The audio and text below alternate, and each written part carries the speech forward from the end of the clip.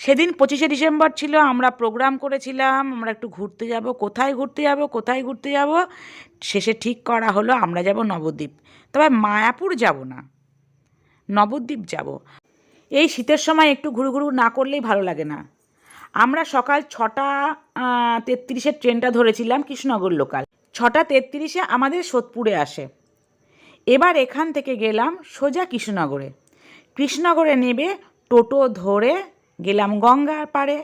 সেইখান থেকে আবার নৌকা পার হয়ে গেলাম নবদ্বীপে। এইবার আমরা আবার টোটো বুক করছি, মানে যেহেতু আমাদের 19 জন মতন ছিলাম, একটা টোটোতে তো হবে না, সেই কারণে আমাদের 3-4টে টোটো ধরতে হয়েছিল। এবার আমরা টোটো ধরলাম, সেটাকে বলা হলো তোমরা পুরো নবদ্বীপে যা যা দর্শনীয় স্থান আছে দেখাবে। সেই বুঝে আমার টোটো ধরা হয়েছিল। তো প্রথমে গেলাম মিউজিয়ামে। এই মিউজিয়ামটা আমার কাছে কিন্তু বেশ ভালো লেগেছিল। টিকিটের মূল্য ছিল মাত্র 10 টাকা। আর এখানে 60 ফুটের একটা গৌরাঙ্গ মহাপ্রভুকে বানিয়েছে। আর এখানে তাদের লীলার যে লীলা করে গেছে তাদের সময়ের সব মানানো আছে, দেখতে বেশ ভালো লাগবে।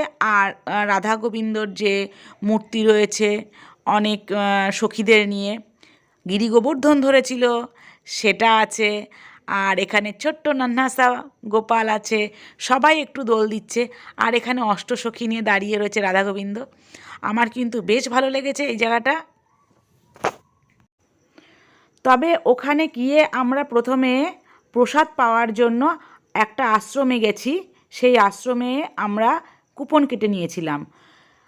আর যদি কেউ হোটেলে খেতে চায় সেরকম হোটেলেও আছে, কিন্তু আমরা যেহেতু প্রসাদ পাওয়ার ইচ্ছা আছে, সেই প্রসাদ পাওয়ার জন্য আশ্রমে গিয়ে আমরা প্রথমে কুপন কাটলাম।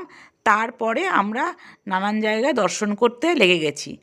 এবার এসে গেলাম নিমাইয়ের জন্মস্থান। আর এই যে সেই নিম গাছ, নিম গাছের নিচে নিমাইয়ের জন্মস্থান। আমি শুনেছি নিম গাছের নিচে জন্ম হয়েছিল বলে তার নাম নিমাই হয়েছিল। তো আমরা যথারীতি ঘুরেছি, সব জায়গার ভিডিও করা হয়নি, তবুও কিছু কিছুটা করেছি, তোমাদের সাথে শেয়ার করেছি। এই যে বললাম না কুপন কেটে রেখেছিলাম, আর এখানে আমরা প্রসাদ পেতে বসে গেছি। সত্যি বলতে ভগবানের প্রসাদ সত্যি অমৃত লাগে। তো আমারও ভীষণ ভালো লেগেছিল। আর তোমরা যদি কেউ এরকম আসতে চাও, এরকম মন্দিরে কুপন কেটে নিতে পারো। আর এই মন্দিরটার নাম হচ্ছে সমাজবাড়ি। সমাজবাড়িতে এসে আমরা কুপনটা কেটে নিয়ে গেছিলাম।